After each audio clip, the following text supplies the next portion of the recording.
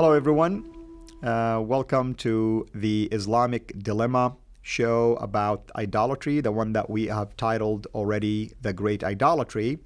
And the point behind this particular series is to prove without a shadow of a doubt that the Prophet of Islam is equal to God, according to the teaching of the Islamic sources, specifically the Quran and the Hadith.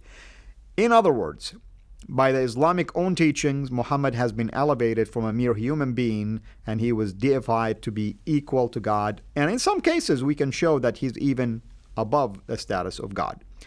We have been going through a number of passages from the Quran. Today we'll continue with the same theme.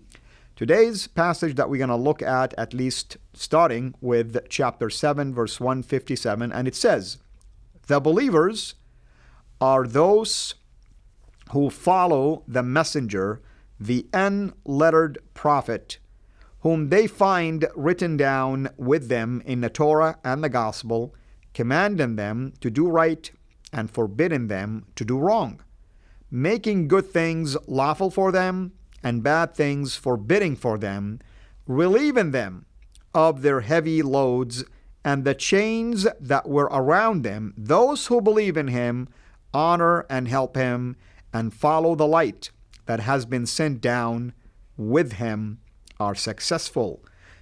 Folks, I can tell you that this has been taken straight out of the gospel.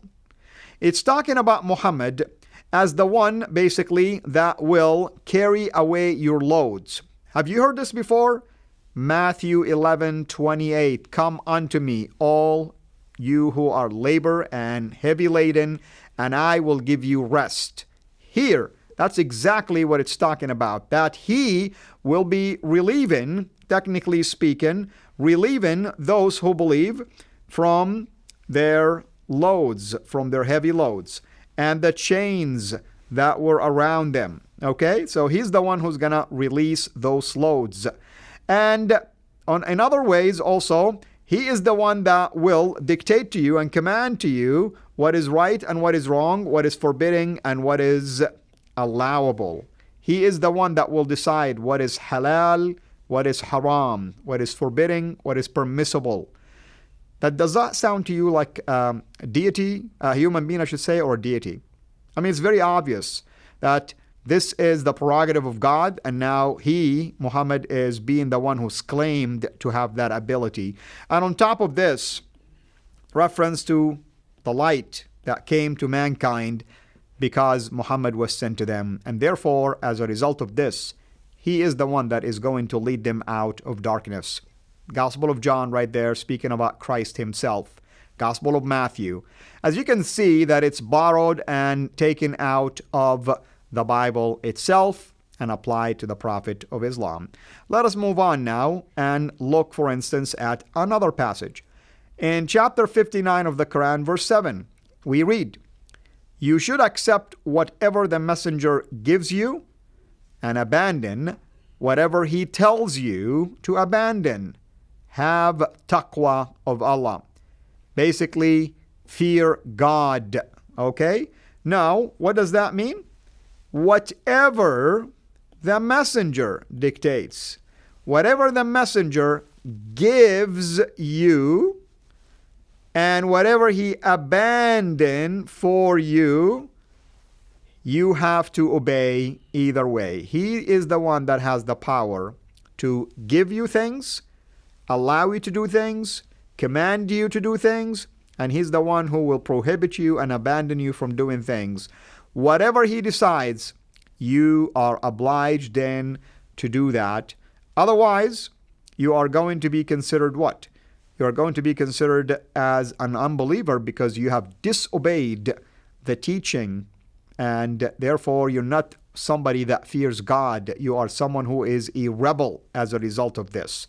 Notice that the fear of Allah is attached to these conditions. The whole thing is an if statement. If you do this, then the outcome is that you have feared Allah. But if you do not do any of these things, then the outcome is that you do not fear Allah. So the fear of Allah is conditional here by the mere fact that you are to obey the Prophet of Islam. In the next slide, we are going to look at yet another passage in the Quran that deals with this similar concept. Know by your Lord, they are not believers until, and right here we have a condition. So who are these believers? No one is considered to be a believer until the following conditions take place. Until they make you their judge, make Muhammad their judge in the disputes that break out between them. And then, the next condition, do not resist whatever you decide.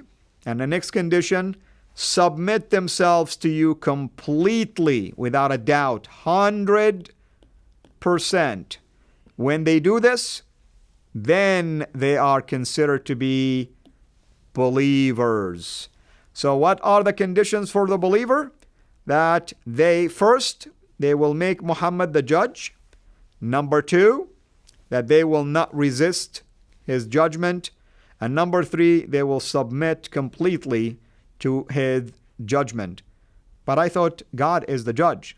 Apparently not so. Muhammad is the judge. And here's the beauty about this. Even though we know Muhammad has been dead for 14 centuries, his judgment, his decisions, his sayings still apply today. Almost every school of Sharia will be obliged to abide by whatever the Prophet of Islam have commanded or have dictated as a model for their judgment whenever they decide on any matter. Even though the Prophet of Islam is dead, his ruling still lives on forever, technically speaking, in the mind of a Muslim, even though we know that that's not the case. Nevertheless, thinking like a Muslim, for them, his commands will live on forever until Judgment Day, and only then that they will have to face the real judgment in front of the God who is their maker. And we will tell our Muslim friends the following.